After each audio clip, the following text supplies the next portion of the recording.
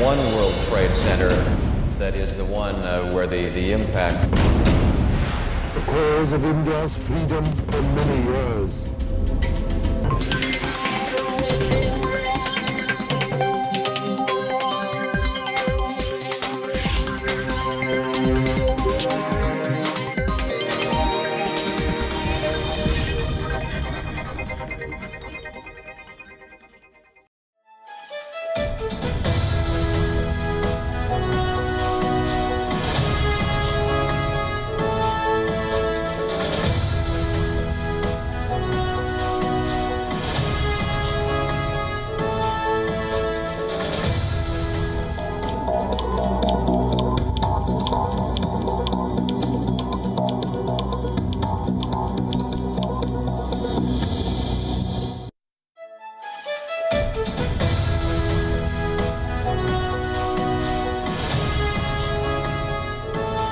Good evening and welcome to Gravitas. I'm Palki Sharma Upadhyay. Let's get started.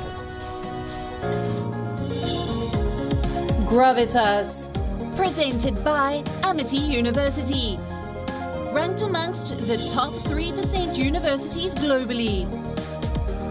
Co-powered by Star Health Insurance, the health insurance specialist.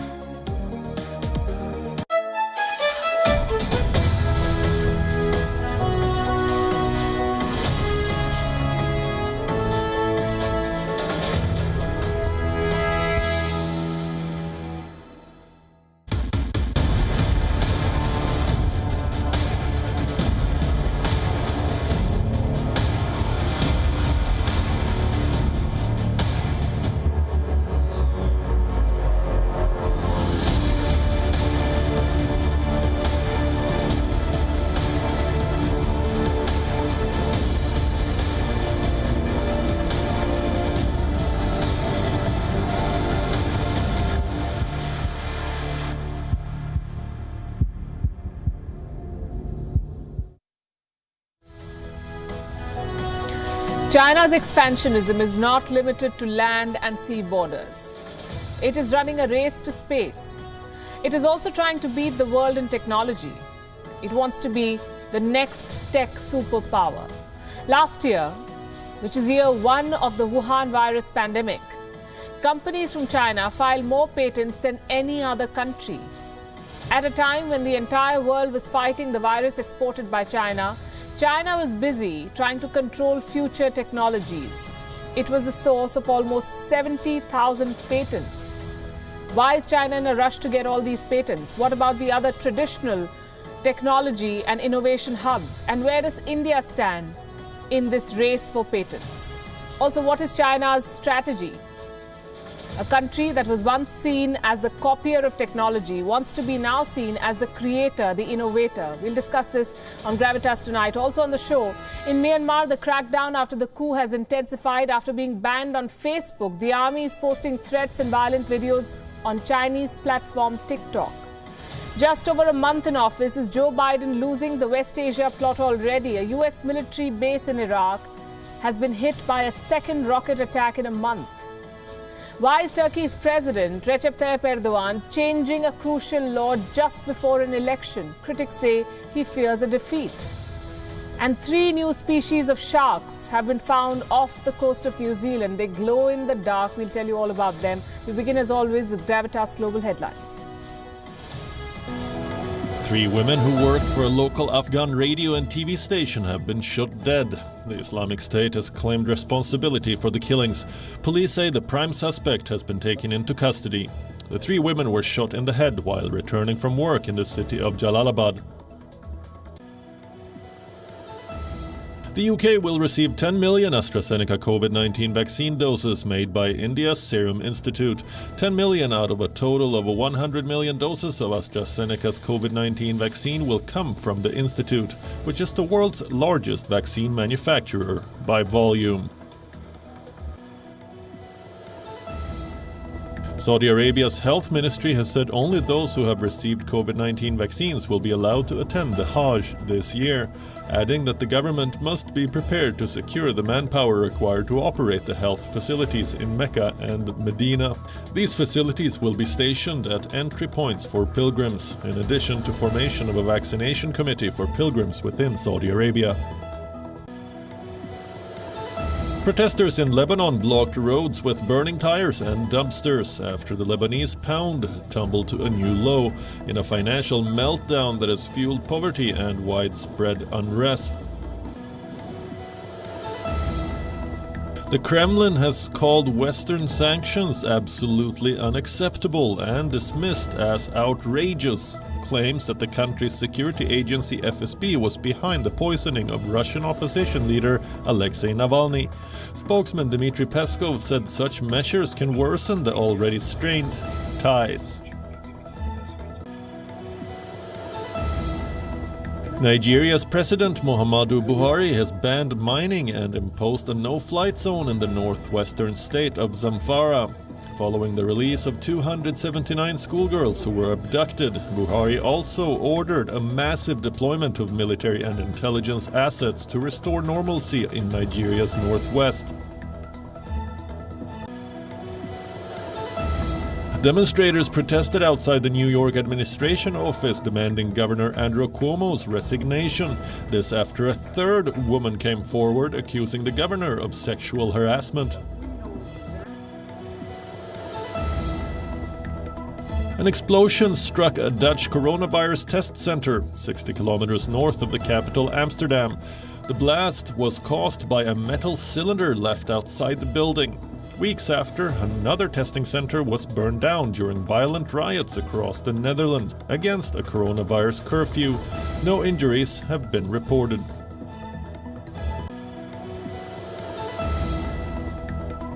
Australia have kept themselves alive in the T20 International Series against New Zealand with a big 64-run win in match number 3 in Wellington.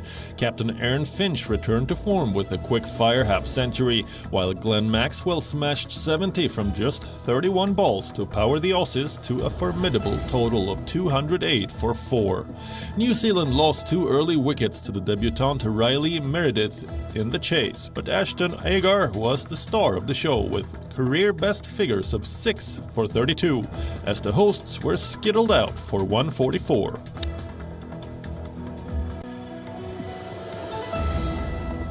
Manchester City have gone 15 points clear of the chasing pack at the top of the Premier League with a 4-1 win over Wolves. Wolves managed to equalize through Connor Cody after conceding an own goal in the first half.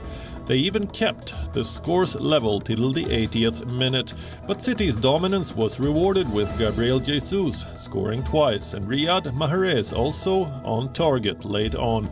City have won 21 games in a row across competitions and equaled the club record of going 28 games unbeaten.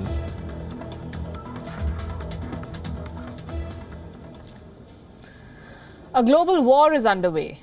The fight is to control the future of innovation. The winner will decide who sells you your next smartphone, your next computer, even your next smart car. In fact, this is much bigger than devices and gadgets. This war will also decide future wars. It will dictate where countries buy their weapons from and where they get their vaccine supplies from. Any unique product that you buy in the market will be affected by the outcome of this war that we're talking about. We're talking about the fight over patents. The one who gets the patent gets the monopoly on a product, which is why companies and countries fight to own patents. And one country, it seems, is racing ahead of others, beating the so-called traditional powerhouses of innovation. The country in question is China. China is now hoarding patents. This comes from the World Intellectual Property Organization. It is an agency of the United Nations. It has released its annual numbers, and for the second year in a row, China has filed more patents than any other country. It is the biggest source of international patent applications. The pandemic did not kill China's appetite for patents. It filed close to 70,000 applications in 2020. 70,000, 70. What about the others? The United States filed almost 60,000 patents in the last 1 year. Until 2 years back, It topped the list. Now it ranks number 2 on the global list. And here's something else that's worth noting. Huawei remains the biggest single patent filer under the United Nations system for the 4th consecutive year. What does this mean? Has America lost its edge in innovation? It appears so. But is China really getting ahead?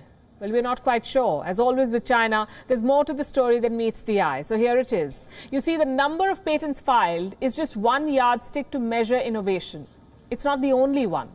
Year after year now, China tops the list when it comes to the sheer number of patents registered. But that is no guarantee really of innovation in China. According to a report in 2019, China has 3 types of patents: invention, utility, and design.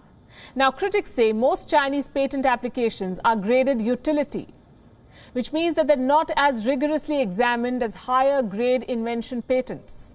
One lawyer believes not everything that comes out of China is of high quality. Well, we've known that for a while now here in India. China emphasizes on quantity, not on quality. One think tank says China has not yet matched the innovation level of other leading economies. But it still wants to be a technology superpower. And it is making a big push to get there. Whether it's a light bulb or 5G, China wants to make sure that made in China products become the only acceptable standard worldwide. In February, officials from China were leading at least 4 global standard organizations. This includes the International Telecommunication Union. It's a United Nations body that governs phone and internet connectivity the world over.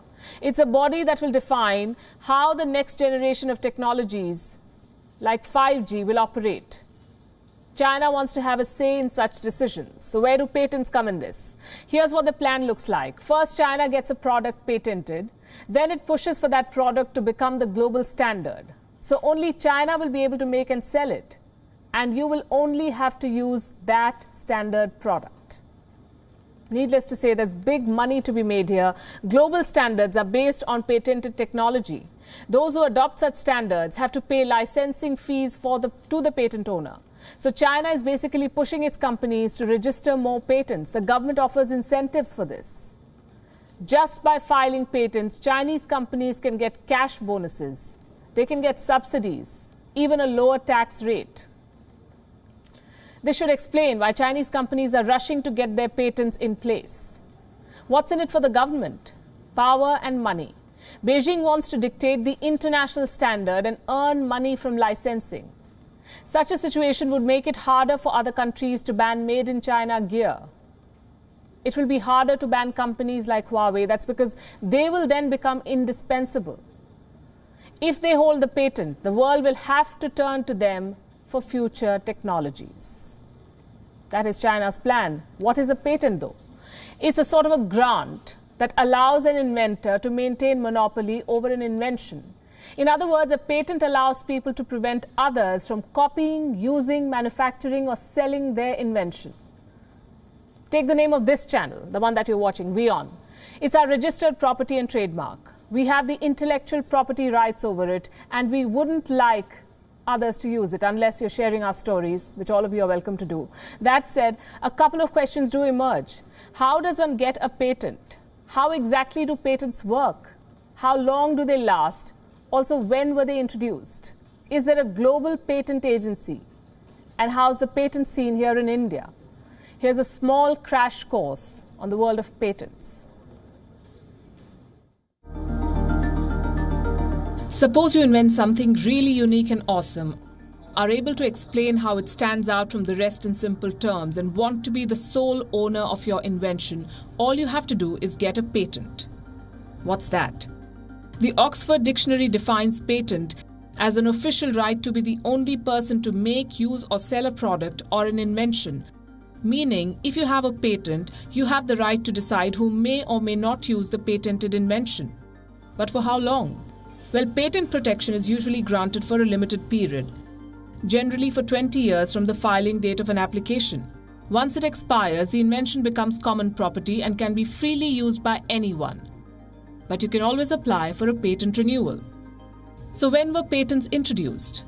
It is generally accepted that the first systemic patent law was developed in Venice during the Renaissance movement. In 1474, the Venetian Patent Statute was passed.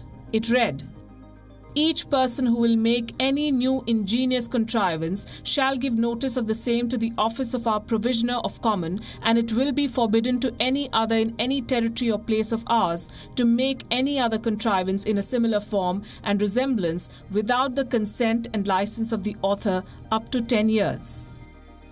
This idea of granting exclusive rights spread throughout the world. In 1624, England passed a statute of monopolies to protect inventor rights. And in 1790, the United States incorporated a patent law in its constitution. In the years that followed, some of the most famous inventions that touched our lives were awarded patents. The telephone by Alexander Graham Bell secured one in 1876. The electric bulb by Thomas Alva Edison secured a patent in 1878. Carl Benz patented the internal combustion engine in 1879. In 1930, Philo Farnsworth got a patent for the first electronic television system, and in 2003, Hartson and Ericsson received a patent for the Bluetooth. Today, most patents are issued by the World Intellectual Property Organization, a global forum for intellectual property rights with 193 member states. If you want your patent to be globally recognized, you'll have to file an application at the regional office of this organization. In 2019, China was leading the rankings at this body with more than 59,000 patent applications. But this does not mean China is innovative. In 2020, China ranked 14th on this body's Global Innovation Index. What about India? India filed only 2,053 patent applications in 2019, accounting for fewer than 1% of the global filings. It also fared poorly in applying for trademarks, which make up just 0.7% of its global filings in the same year. And in industrial design, India was nearly absent, having filed for only 3 designs against the 21,807 designs globally. In 2020, India ranked 48th on the Global Innovation Index. That is not to say that India is short on talent. The underlying problem is the lack of an ecosystem that endorses research, innovation, and the ambition of owning a patent. Bureau Report, WION, World is One. In fact, China today declared that it has arrived as one of the world's leading innovators. But what does it have to say about this? Chinese hackers apparently tried to target Indian vaccine makers, Bharat Biotech and the Serum Institute of India, the 2 companies whose vaccines have been approved for the immunization program in India. This report came out earlier this week. A cybersecurity firm found that a hacking group backed by the Chinese state identified gaps and vulnerabilities within the IT infrastructure and supply chain software of Indian vaccine makers. What could be the purpose of targeting them? No prizes for guessing. It's for the recipe of the Wuhan virus vaccines, the most sought-after intellectual property at the moment. What does China have to say about this report? Beijing says these are quote-unquote groundless guesses and accusations. China hopes relevant media and companies will have a professional and responsible attitude and base characterizations of cyber attacks on ample evidence, rather than groundless guesses and accusations.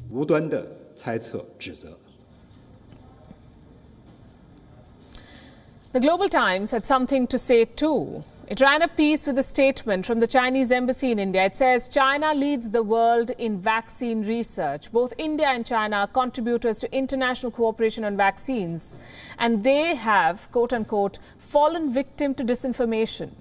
Well, it wasn't too long ago that the Global Times was accusing India of, quote-unquote, injecting politics into vaccine delivery.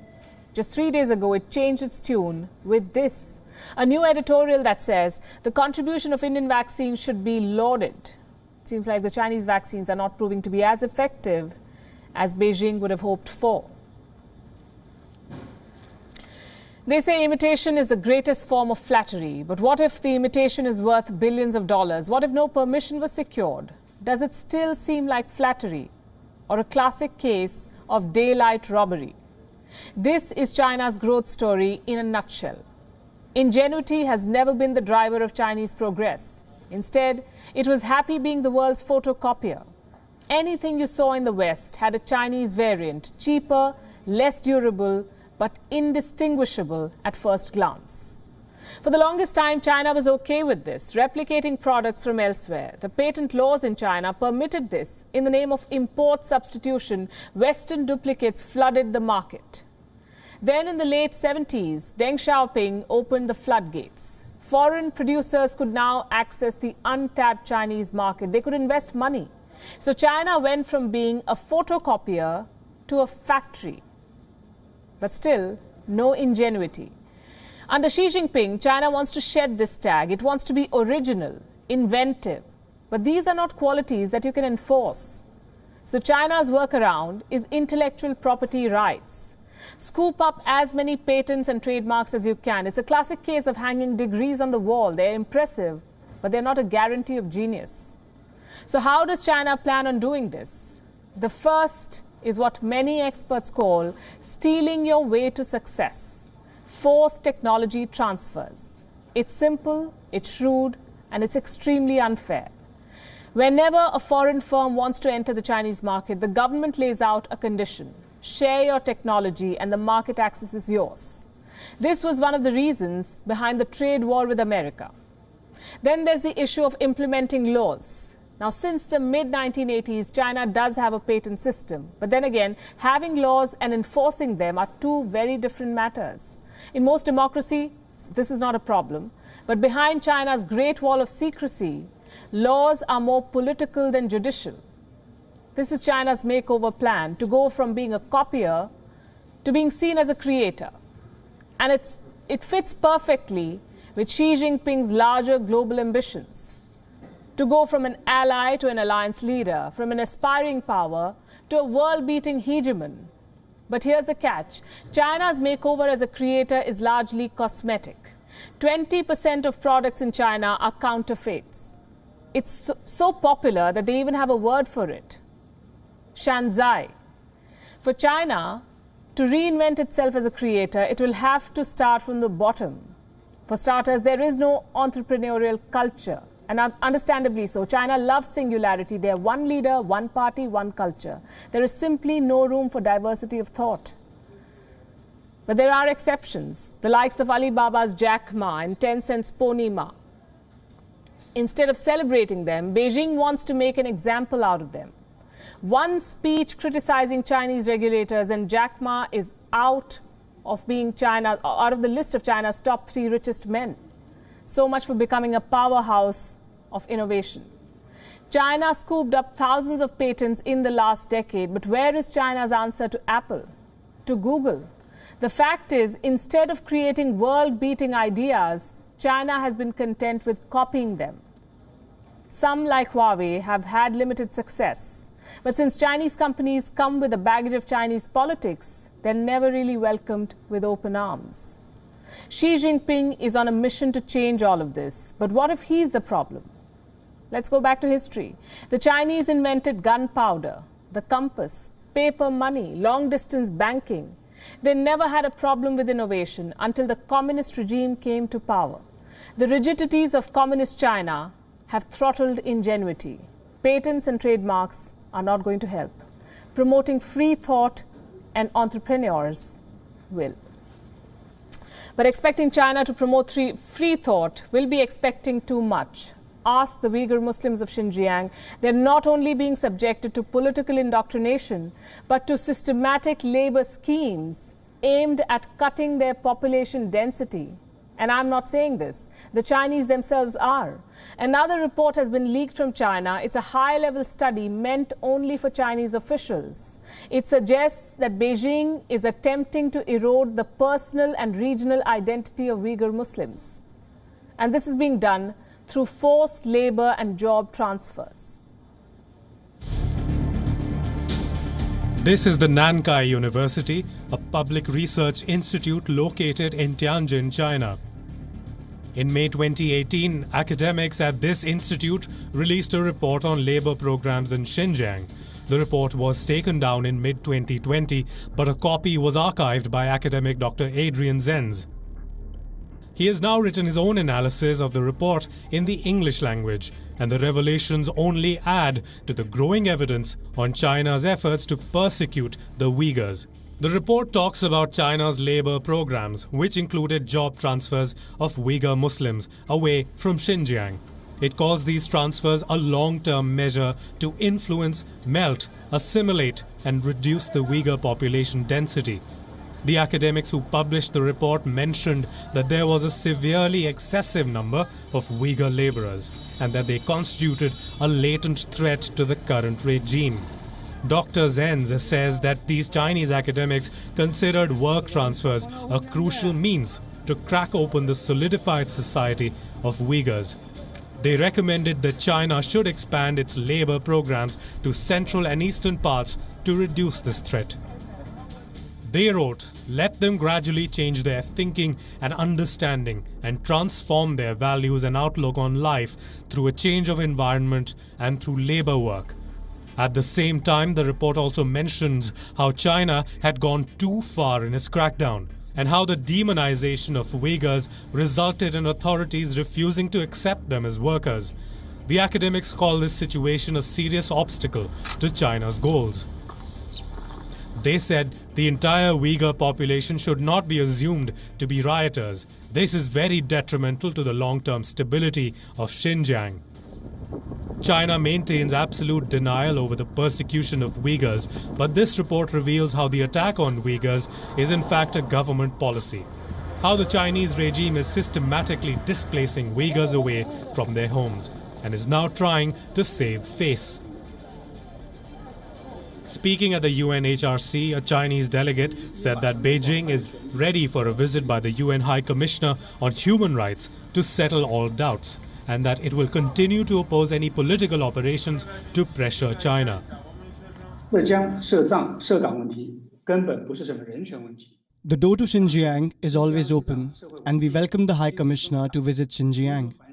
Communication is kept up between the two sides, but the aim of the visit is to provide exchanges and cooperation rather than the so-called investigation based on guilty before proven. We are firmly opposed to anyone using this to engage in political operations to pressure China. The doors to Xinjiang may be open for investigators, but the fact that China will control the path of any such investigation is also an open secret. Bureau Report, WION, World is One.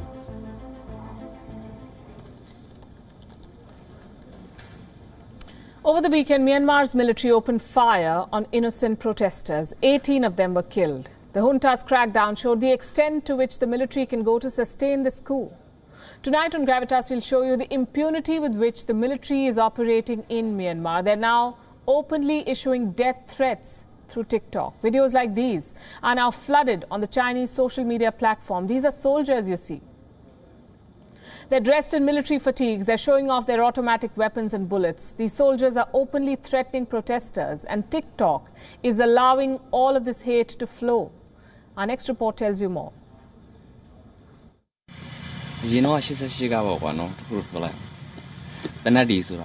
This is a soldier of the Tatmadaw, the armed forces of Myanmar. Last month, when the junta took charge of the country, he had this message for the protesters. This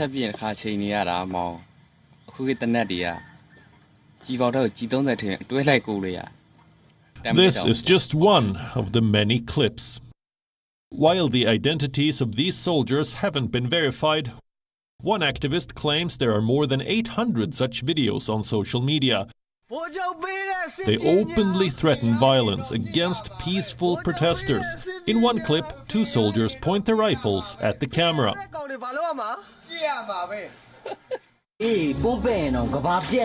Another soldier seems to threaten the protesters with his gun. This one goes a step further. He shows how his gun is loaded with real bullets and not rubber bullets, and not rubber shots. All these videos have been published on TikTok, the Chinese social media platform that was banned in India last year. But in Myanmar, it is serving threats from the military to the peaceful protesters. Social media giant Facebook has banned Myanmar's military.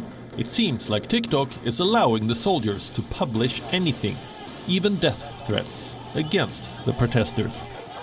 According to a report, rights activists and journalists have found several clips like these on TikTok. They are demanding a complete takedown. In a statement to a news website, TikTok said it doesn't allow content that incites violence. But it didn't comment on the videos by the soldiers directly. On the streets, the soldiers show they are willing to act on their threats. This video was shot by a local in Moniwa. The security forces can be seen dragging the protesters. The streets are covered in blood. At least 7 people died on Wednesday across Myanmar just today. In the crackdown by the military junta, around 30 have been killed since the ouster of Aung San Suu Kyi. And these videos from TikTok show how brazenly the military is killing Myanmar's fragile democracy. Bureau Report, World is One. Every new leader has a honeymoon period. When the media is still cheering their win, when allies are still in high spirits and opponents are still wallowing in defeat. Ask any leader, they'll say it's the best time to govern. Joe Biden's honeymoon period was not bad. It lasted a good 40 days. But the US president has met with his first failure. One of his cabinet picks has been rejected, Neera Tanden. Biden wanted her to run the budget office. It's a key cabinet position in the White House. Tanden is a through-and-through Democrat. She's been involved in presidential campaigns since 1988. Her closest Washington overlord is Hillary Clinton. Ideologically, she's more of a centrist. On paper, the US Senate should have loved her. The Senate is evenly split. Her nomination should not have been a problem, except that it was, thanks to her Twitter history. There are very few people on Capitol Hill that Neera Tanden has not offended. She's attacked Democrats and Republicans alike, and as they say, politicians do not forget easily. Biden was bullish about her chances, but within Democrat circles, there was skepticism. Joe Manchin, a conservative Democrat, said that he would not vote for her. This effectively killed Tanden's nomination. Instead of being voted down in the Senate, she pulled out of the race. But Joe Biden is not planning on giving up. He has accepted Tanden's request, but he plans on getting her on board in some other position. It's an unexplained obsession, one that is doomed from the start because Neera Tanden is a toxic political entity. After Biden announced his decision to pick her, she went on a social media exorcism. She deleted almost 1,000 tweets, all from her personal account, tweets in which she targeted senators on both sides of the aisle. In December 2017, Neera Tanden accused the Republican Party of backing a child molester. In 2018, she targeted moderate Republican Susan Collins. This was during the Senate hearing of Supreme Court Judge Brett Kavanaugh. She's compared senators to Voldemort and vampires. Tanden's attacks were not partisan. Conservative, Republican, progressive, Democrat, it really doesn't matter. But on more than one occasion, she crossed the line of decency. She used words unbecoming of a cabinet aspirant. With enough enemies on both sides, her nomination was a non-starter. Everyone thought so, everyone except Joe Biden. Well, he's promising to transcend political lines, and he keeps talking about being an American president and not a Democratic one. And if that's the idea, Neera Tanden was the wrong pick. This loss is going to be hard to take. Joe Biden staked a lot of political capital on Neera Tanden. The White House was lobbying for her approval, but the divisions in Washington run too deep. It's a sign of things to come, perhaps. As for Neera Tanden, it's a steep learning curve. Social media is a wilderness, a no-holds-barred domain where attacking and trolling are the norms. On Twitter, everyone is a critic, but remember that criticism is permanent. You can delete your tweets, but after 1 million people have seen it, does it really make a difference? Neera Tanden's social media presence came back to haunt her. During the Senate hearing, she apologized for her posts. Let me quote from one of her statements. I do think the last several years have been very polarizing, and I apologize for my language that has contributed to that. A change of heart, but too late. The senators had made up their mind. Gone are the days when your resume decided your job. If you have reams of hateful tweets like Neera Tanden, chances are you have more enemies than friends. And in politics, that never ends well. As for Joe Biden, his problems don't end with that. Here's another one staring at him, the West Asia quagmire. Just like his predecessors, the more Biden tries to stay away from West Asia, the deeper he got pushed back in. The latest crisis is Iraq, where at least 10 rockets have hit a military base that hosts American soldiers. This is the second rocket strike in a month, and it comes just before the visit of Pope Francis to Iraq. What challenges will this attack throw up for Joe Biden? Will it make the precarious peace in the region more fragile? Our next report explores. This is the aftermath of yet another deadly strike in West Asia. At least 10 rockets targeted the Ain al-Assad airbase. This is an Iraqi airbase that hosts US-led coalition troops. The attack comes just days before Pope Francis is due to visit Iraq. The security threats are clear, but so far the Pope's visit is on track. Dopodomani Dio volente mi recherò in Iraq. The Iraqi people wait for us. They waited for Saint Pope John Paul II. His visit was not allowed to take place. The people cannot be let down for a second time.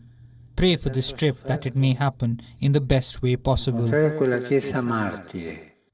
What's falling off track is Joe Biden's policy for the region, whatever it is. The missile strike creates bigger problems for the US. This attack comes after the US struck Iranian militia targets along the Syria-Iraq border. It was the first military action by President Biden, one that had stoked fears of a series of tit-for-tat attacks. While Iran isn't being blamed for this rocket strike, Tehran has become a reason of worry for the Biden administration. It has refused to negotiate and save the 2015 nuclear deal. It wants the US to lift sanctions first. The path is a clear one. If the United States wants to have a place at the JCPOA table, it must first announce its commitment and return to Resolution 2231 and also lift sanctions effectively. There is no need for negotiations and bargaining for this path. As a candidate, Joe Biden promised a swift return to the Iran nuclear deal. Now, after more than a month in office, he is nowhere close to securing it. Last month, Iranian-backed Shiite militias fired rockets at a US airbase in northern Iraq. A strike that killed one contractor and injured American soldiers. On the 18th of February, Team Biden accepted an informal offer for talks, brokered by the European Union. On Monday, the spokesperson for Iran's foreign ministry shot off this rejection. He said, time isn't ripe for the proposed informal meeting. With Israel accusing Iran of attacking one of its ships and the latest missile attack in Iraq, Joe Biden will have to move fast if he wants to get a deal with Iran. The rising tensions in West Asia only means the window of opportunity is shrinking for Washington. Bureau Report, World is One. Meanwhile, Israel's military is facing a challenge, and this is not about Iran. This is about a legal battle over the right to grow a beard. Rules dictate who can grow facial hair during service, and exceptions are made on the basis of religion. And this has not gone down well with Israel's youth, who call these laws discriminatory and counterproductive. Our next report tells you more about this battle. Israel's army has a new battle, but this time it is not traditional threats. The military is battling over beards. Facial hair seems to be crippling the Israeli army, even threatening to derail its future. Israel's military rules require all male troops to be clean-shaven. Exemptions are granted only on religious grounds. Many Orthodox Jewish men often go unshaven, a religious observance that the armed forces accommodate. But for Israel's secular youth, this is discriminatory. While military duty at age 18 is mandatory in Israel, more and more young people are seeking exemptions. Many cite psychological conditions to avoid service. According to Defense Minister Benny Gantz, half of Israel's youth is not serving in the military. So with the army failing to attract young people, many think that the frigid rules are counterproductive. Some are even challenging these norms. Bar Pinto and Gilad Levi have founded beard exemptions for all, a campaign challenging Israel Army's rules on facial hair. The two argue that discriminatory rules based on religion often exacerbate tensions within the ranks.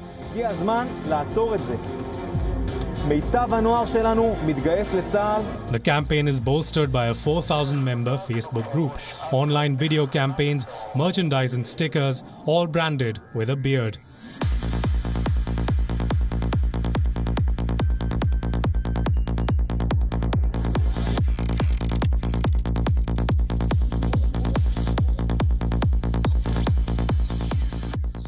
The divide has taken a legal turn. The battle has reached Israel's top court. 17 soldiers filed a Supreme Court petition. They argue that exemptions should not only be given on religious grounds.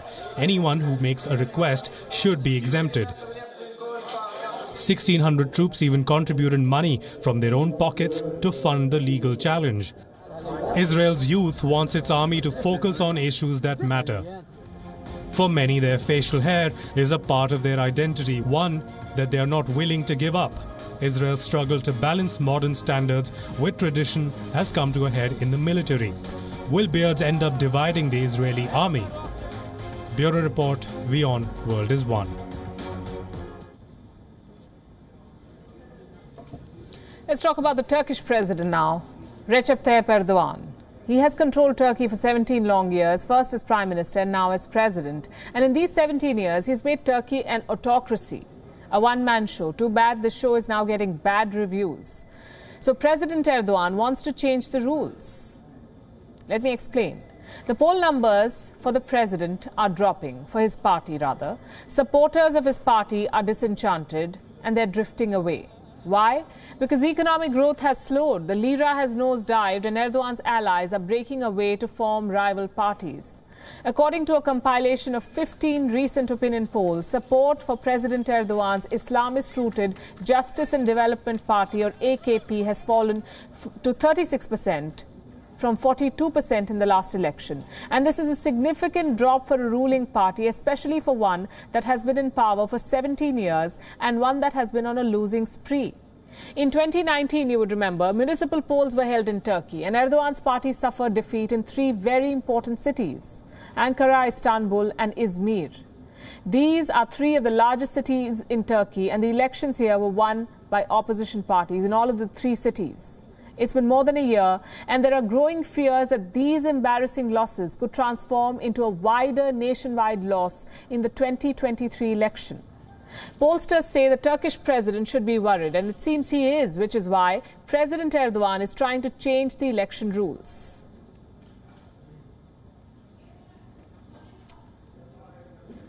He's talking about changing the rules to make the process more democratic. What does that mean? The Turkish president did not bother to explain, but his party officials have anonymously revealed that these plans include 2 primary things. One is dividing large urban electoral districts into smaller constituencies, and 2, reducing the threshold for entering parliament from 10% to 7%. Now, the first move could significantly boost the number of lawmakers from Erdogan's party, and the second one will set barriers for opposition parties in entering parliament. It's quite a smart strategy, and Erdogan is already laying the groundwork for it. He is trying to win public support ahead of these planned changes. He has eased coronavirus restrictions, lifted nighttime curfews for weekends, and promised measures to improve human rights, press freedom, freedom of expression, and new policies to curb violence against women. President Erdogan says these measures would be implemented in the next 2 years with the ultimate aim of drafting a new constitution. Listen to this. In order to enhance standards related to freedom of expression and freedom of the press, we are developing measures aimed at easing the professional activities of journalists. We are educating law enforcement officials as well as shopping district and neighborhood guards on issues that constitute ill treatment. We are removing the limitations concerning disciplinary investigations over torture allegations. The ultimate aim of our action plan is a new and civilian constitution. A new and civilian constitution. That's what the Turkish president is promising. He says this promise is for the betterment of the Turkish people. It remains to be seen who falls for this promise. Giant luminous sharks. We're not talking about Turkey anymore. And this may sound like a terrifying idea, giant luminous sharks. But what if I told you that they do exist in the real world? 3 such new species have been discovered off the coast of New Zealand. All of them seem to glow in the dark. Here's a report. Apex predators, fearsome hunters, and now luminous. We are talking about sharks. These fierce beasts dominate the waters. They are deadly in nature, and turns out they glow in the dark too. The phenomenon was found in 3 deep water shark species: the kitefin shark, the black belly lantern shark, and the southern lantern shark. These deep sea species were collected from the Chatham Rise, an area of ocean floor to the east of New Zealand. The bioluminescence is achieved through thousands of photophores. These are light-producing cells located within the skin of the sharks. The discovery now makes the kitefin shark the largest known luminous vertebrate.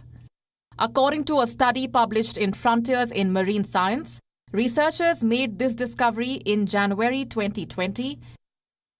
While the 3 species were known to marine biologists, this is the first time bioluminescence was observed in them. These sharks live in what is known as the twilight zone of the ocean. This ranges from 200 meters to 1,000 meters depth, beyond which sunlight does not penetrate. This means that the sharks have no place to hide. For them, the counter-illumination could act as a form of camouflage, helping them hide from predators or threats underneath, or acting as a disguise while approaching the prey. The kitefin shark is believed to lure its prey with bioluminescent skin. Their glowing underbellies also help in navigation. Its natural glow illuminates the ocean floor while sharks search for food. Bioluminescence is the production of visible light, mostly through a chemical reaction by living organisms. While many marine animals are known to emit light, this is the first time it was observed in larger sharks. More studies are needed to understand how this bioluminescence functions. The vast territory of the sharks, however, makes any such study difficult. But this new discovery opens a Pandora's box, a glimpse into the vast secrets of the deep sea.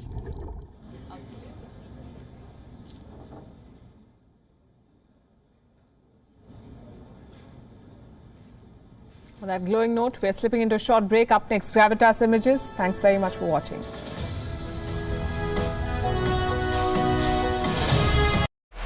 The November election is a crucial test for the country's first democratic government. Myanmar could be on the verge of a coup.